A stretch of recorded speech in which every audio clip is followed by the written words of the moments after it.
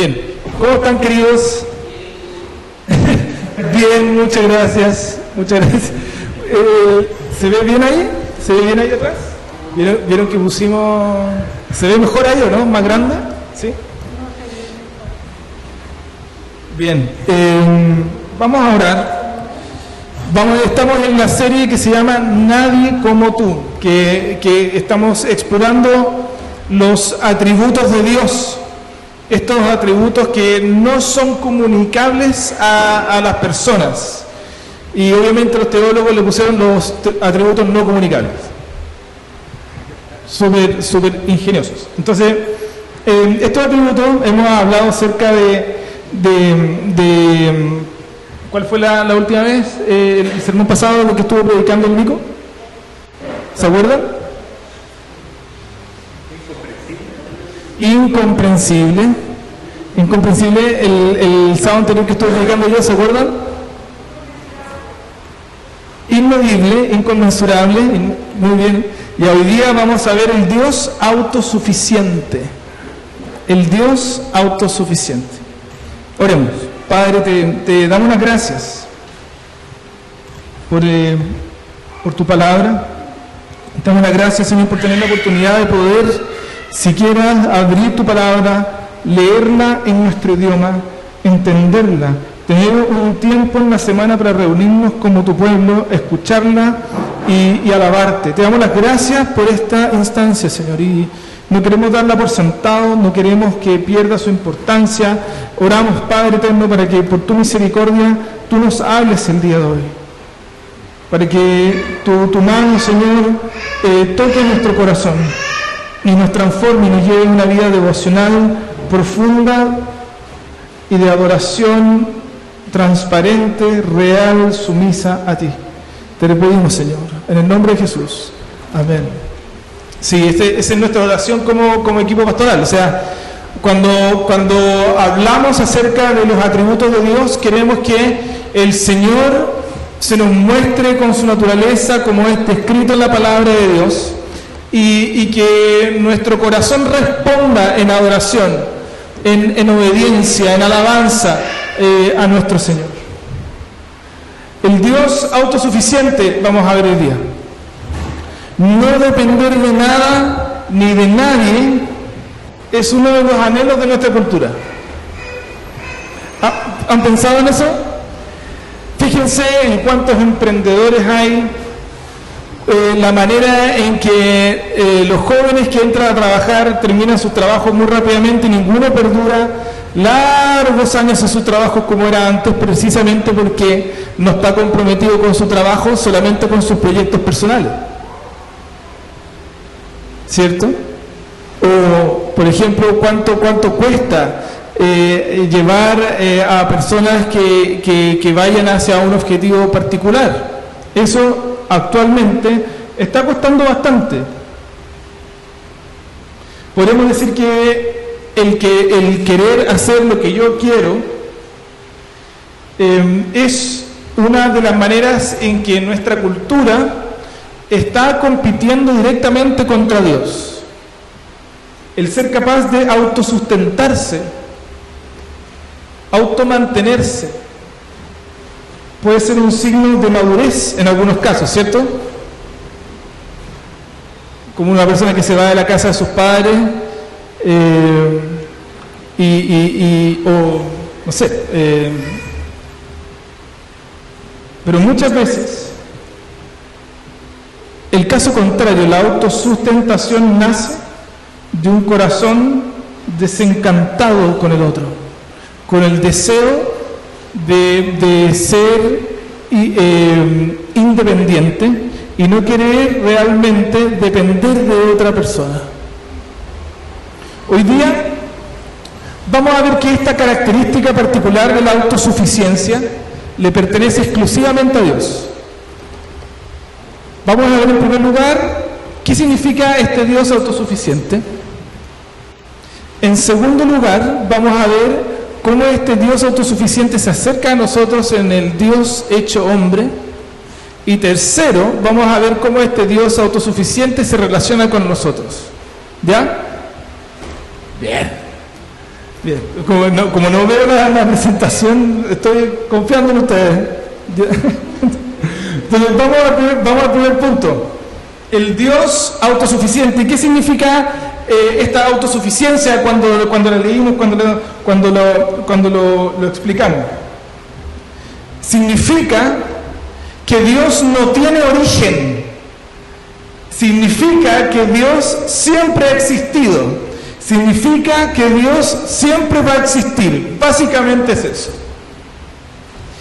Un autor muy conocido que se llama A.W. Tozer, que escribió un libro acerca de los atributos de Dios, escribió lo siguiente, hablando de la autosuficiencia. Se lo puse ahí. Lo que Dios es y todo lo que Dios es, lo es en sí mismo. Parece otra lengua. Toda la vida está en Dios y proviene de Él, ya sea la forma más baja de vida inconsciente o la vida altamente autoconsciente e inteligente de un serafín. Ninguna criatura tiene vida en sí misma. Toda vida es un don de Dios. En esta categoría de independencia, ¿cierto? Existen solamente dos tipos de elementos existentes. Existe Dios, el autosuficiente, el completamente independiente, y luego todo el universo. Dios y luego todo lo creado en realidad. Uno muchas veces piensa que Dios está en alguna parte del universo, pero no es así, porque Dios creó el universo y por lo tanto el universo habita en Dios.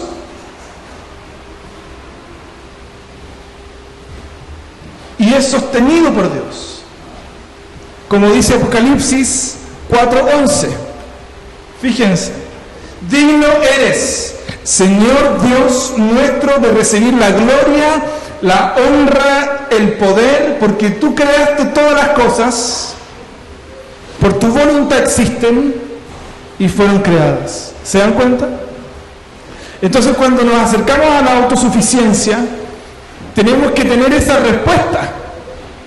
Digno eres, Señor, de recibir la honra. Fíjense en el relato que acabamos de leer, de Éxodo, capítulo 3. Si ustedes van para atrás, capítulo 1, capítulo 2, simplemente en el libro de Éxodo, se van a dar cuenta en que Moisés se encontraba prófugo en la tierra de Madián, luego de haber matado a sangre fría a un egipcio. Y ya llevaba bastante tiempo ya en Madián, lejos de Egipto, siendo prófugo. Moisés incluso había conseguido trabajo como pastor, había conseguido esposa y ya tenía hijos.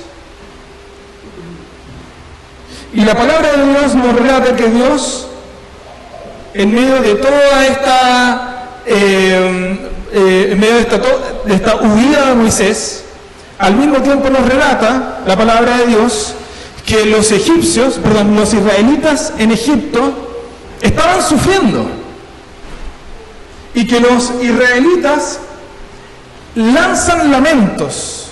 No dice específicamente que lanzan lamentos en oración a Dios, simplemente se quejan fuerte. Y por eso Dios, en el relato que leímos nosotros, dice que escuchó los lamentos, pero no porque fueran dirigidos a Dios. Los israelitas se habían olvidado de Dios y simplemente se estaban quejando de su esclavitud. Y ahí es cuando ocurre la sección que leímos nosotros. Un día en que Moisés estaba cuidando el rebaño de Jetro, su suegro, que era sacerdote de Madián, llevó las ovejas hasta el otro extremo del desierto y llegó a Horeb, la montaña de Dios. Estando allí, el ángel del Señor se le apareció entre las llamas de una zarza ardiente, un arbusto, no una salsa picante. Moisés notó que la zarza estaba envuelta en llamas, pero que no se consumía. Eso es lo que le llama la atención a Moisés. Y dice, así que pensó, ¡qué increíble! Voy a ver por qué no se consume la zarza. Dios se aparece en medio de todo este contexto en un arbusto encendido que no se consumía. ¿Se dieron cuenta de eso? Moisés siendo prófugo, los israelitas olvidándose de Dios, sufriendo en Egipto, y Dios se aparece en una zarza ardiendo que no se consumía. ¿Se habían dado cuenta de eso? ¿Por qué? ¿Por qué lo hace? Los israelitas estaban prisioneros en Egipto, como les había dicho. Y ellos no dependían, no estaban dependiendo del Señor. No habían elevado sus lamentaciones al Señor, se habían olvidado de Dios. Moisés, el asesino, estaba prófugo y Dios se aparece en una zarza ardiente. Pareciera que no tiene conexión. Es extraño el lenguaje de Dios. ¿Por qué Dios elige aparecerse así? Es extraño. ¿Por qué no se aparece con un carro de fuego, cierto? Y a liberar a los egipcios. No, en un espino, en un arbusto que no se consume y que está encendido. Fíjate en esto. A Moisés le llama la atención que no se consuma la zarza. No es que no haya fuego, a Moisés le llama la atención que haya fuego y que no esté consumiendo el arbusto como combustible. El fuego estaba presente en la zarza, pero no la estaba consumiendo, la estaba preservando. El fuego no dependía de la zarza como material para la combustión, sino que era un fuego autosuficiente. Su energía para arder no provenía del arbusto, sino que el fuego tenía energía en sí mismo, un fuego puro, que no era nada más que fuego. No era un espino ardiendo, era fuego en el espino. Obviamente, como el fuego quema, ¿cierto? Pero no depende de aquello que quema para su existencia. No necesita combustible, debido a que su poder de combustión está en sí mismo. ¿Se dan cuenta? A esto quiero que pongamos atención. Esta zarza ardiendo, que no estaba ardiendo sino que era el fuego en sí mismo, era un símbolo de poder redentivo de Dios. Es desde este arbusto, desde esta llama en el arbusto, que Dios se revela a Moisés. Fíjense cómo Dios se revela a Moisés. En el verso 6 dice: yo soy el Dios de tu padre, soy el Dios de Abraham, Isaac y Jacob. Verso 8, fíjate: he descendido para librarlos del poder de los egipcios y sacarlos de ese país para llevarlos a una tierra buena y espaciosa. Verso 12: yo estaré contigo. Verso 14: yo soy el que soy. Verso 15: este es mi nombre eterno. Este es mi nombre por todas las generaciones. Dios no necesita nada de nadie para actuar.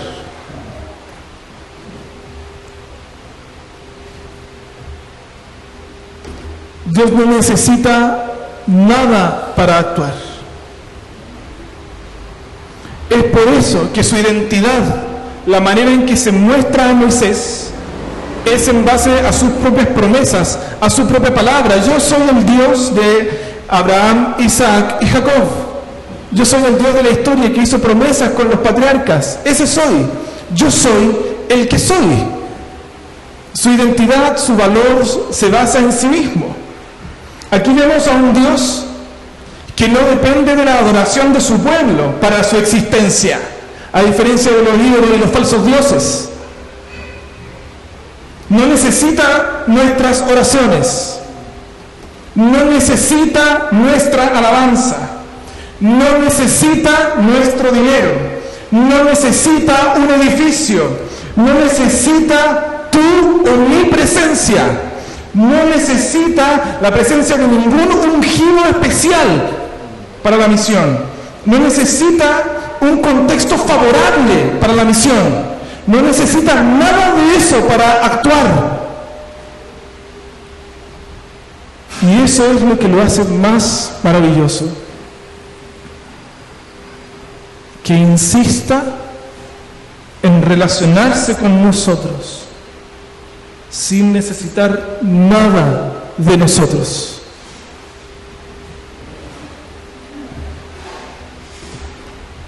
Puro amor autosustentable, pura misericordia autosustentable, pura gracia autosustentable.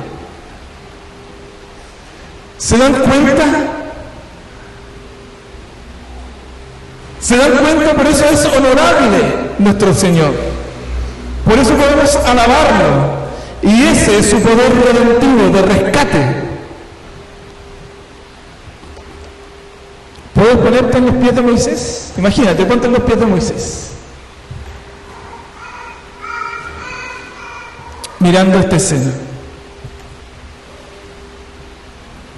Toda autosuficiencia de la que hablábamos al principio del sermón va a terminar, fíjate bien en esto, en un aprovechamiento indiscriminado de los recursos y de las personas para mi propio beneficio,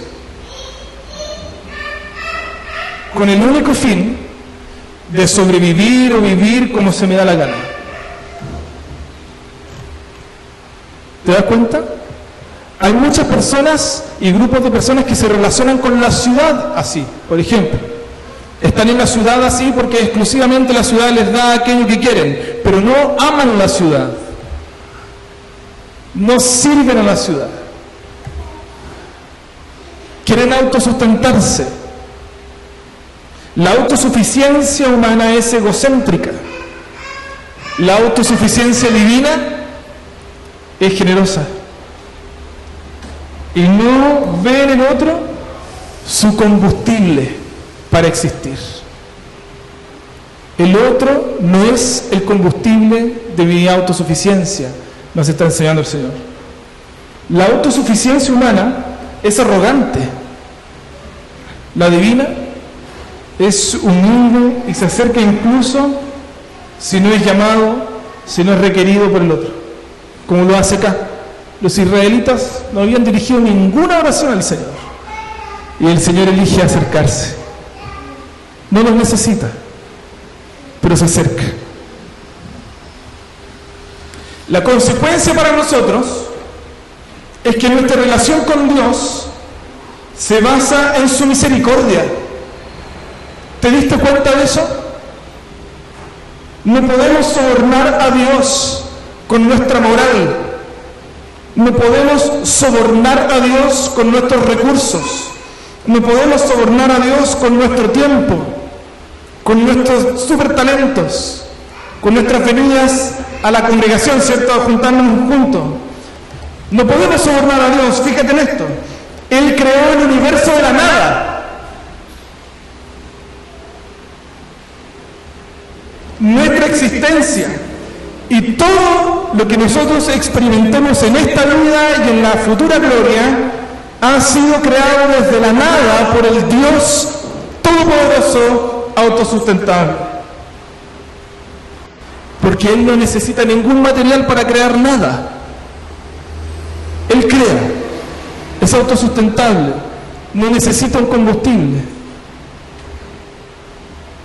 Nuestra vida espiritual se debe exclusivamente a su llamado,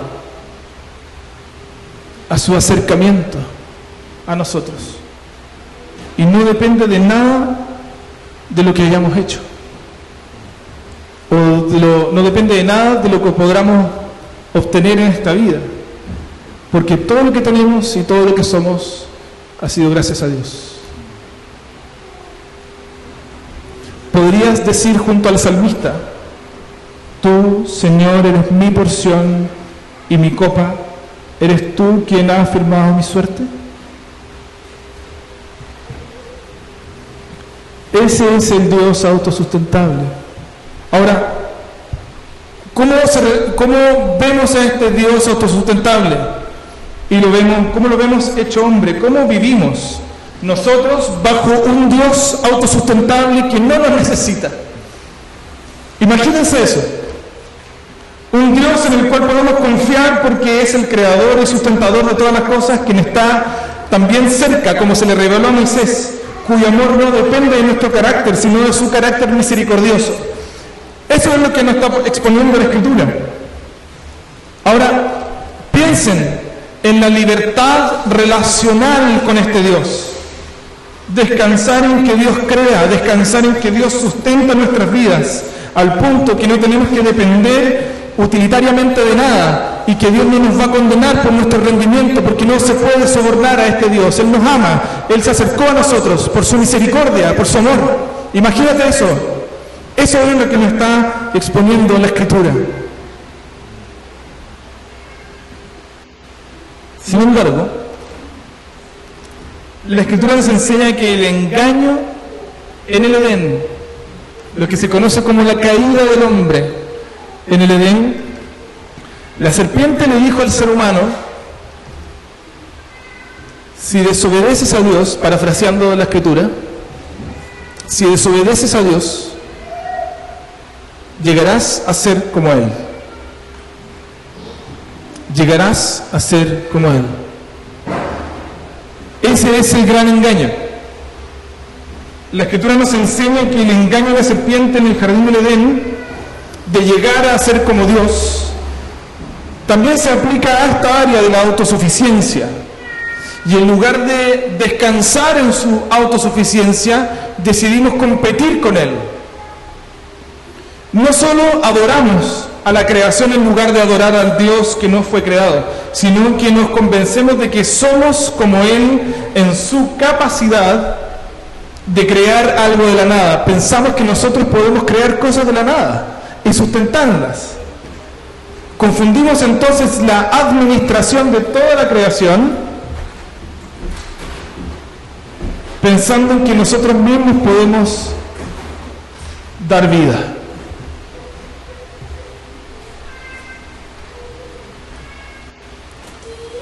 Ese es el gran engaño.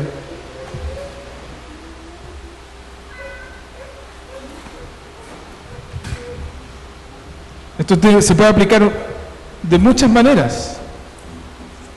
Incluso nos puede llevar a entender la manera en cómo las mujeres, es cierto, viven su embarazo.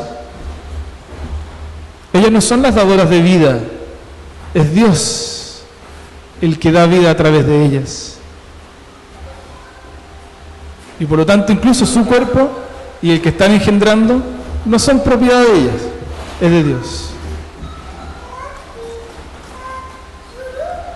Y esto mismo es lo que ocurre, por ejemplo, con Nabucodonosor. ¿Se acuerdan cuando vimos el libro de Daniel el año pasado? El rey de Babilonia, Nabucodonosor, llega un momento en el libro de Daniel que se jacta de sus obras. Fíjense, se los puse ahí. Y dice que mientras daba un paseo por la terraza de su palacio real en Babilonia, el rey Nabucodonosor exclamó: miren, la gran Babilonia que he construido como capital de mi reino, la he construido con mi gran poder para mi propia honra.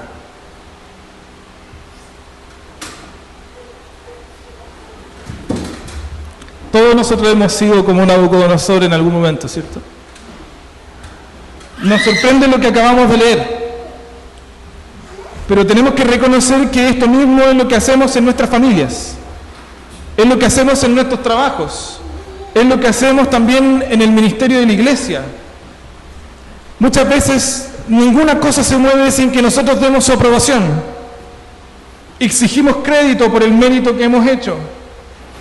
Y al contemplar y entender la autosuficiencia de Dios, esto pareciera ser que es una locura. ¿Cómo podemos llegar a pensar que podemos crear y sustentar las cosas a nuestra voluntad?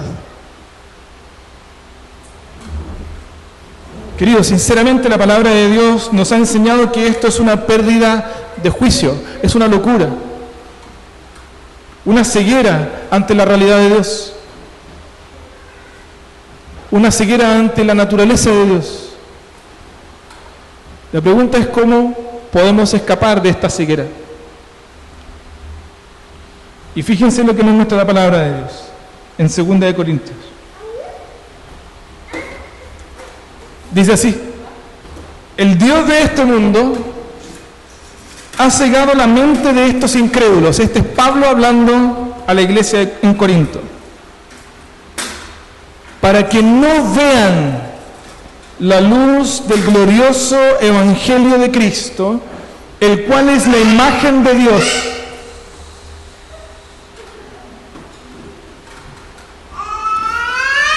Concéntrense ahí, por favor. El cual es la imagen de Dios. No nos predicamos a nosotros mismos, sino a Jesucristo como Señor. Nosotros no somos más que servidores de ustedes por causa de Jesús. Porque Dios, que ordenó que la luz resplandeciera en las tinieblas, hizo brillar su luz en nuestro corazón para que conociéramos la gloria de Dios que resplandece en el rostro de Cristo. El mismo Dios que creó todo desde la nada con su palabra poderosa y hizo nacer la luz con su voluntad, con su palabra, en el comienzo del cosmos, es el mismo que hace brillar su luz en nuestro corazón con el propósito de conocer la gloria de Dios que brilla en el rostro de Cristo. Ahí está la clave para entender a este Dios autosuficiente y para entender que somos nosotros dependientes de Él. Jesucristo hecho carne, entonces, es la manifestación de su gloria. Fíjate que dice acá que hemos visto la gloria de Dios que resplandece en el rostro de Cristo. Su rostro. La demostración del poder redentor de Dios en su encarnación, en Cristo. El Evangelio de Juan nos cuenta que la noche en que Cristo fue arrestado, nos dice que Jesús sabía que le iba a suceder, estaba en el Getsemaní. Y cuando la turba va a buscarlo con Judas delante, ¿cierto? Jesús les sale al encuentro. ¿A quién buscan?, les preguntó Jesús. A Jesús de Nazaret. Yo soy. Judas, el traidor, estaba con ellos. Cuando Jesús dijo, yo soy, dieron un paso atrás y se desplomaron. La gloria de Dios en el rostro de Cristo. La llama ante Moisés en el monte Horeb era simplemente una sombra de la gloria de Dios en el rostro de Cristo, el Hijo eterno de Dios, por medio de quien fue creado todo y es sostenido todo. Estaba tan comprometido con liberarnos de esta ceguera que creó el árbol del cual se hizo la cruz en que murió. Estaba tan comprometido con liberar al ser humano de esta ceguera que nutrió desde la infancia al hombre que lo clavaría al madero.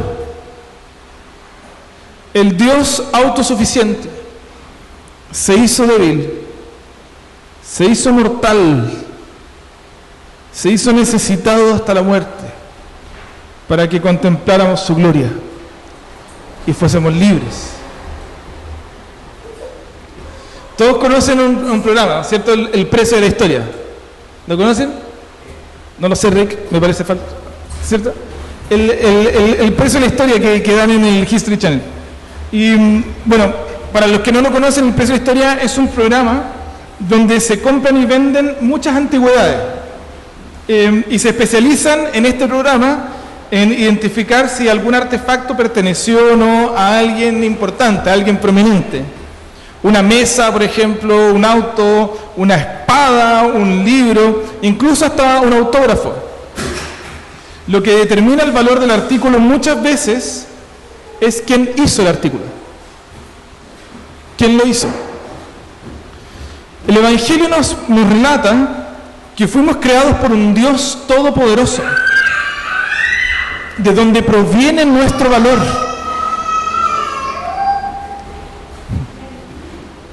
Todo lo que tenemos, todo lo que nosotros somos, no es más que reordenar las piezas que nos han sido dadas por Dios.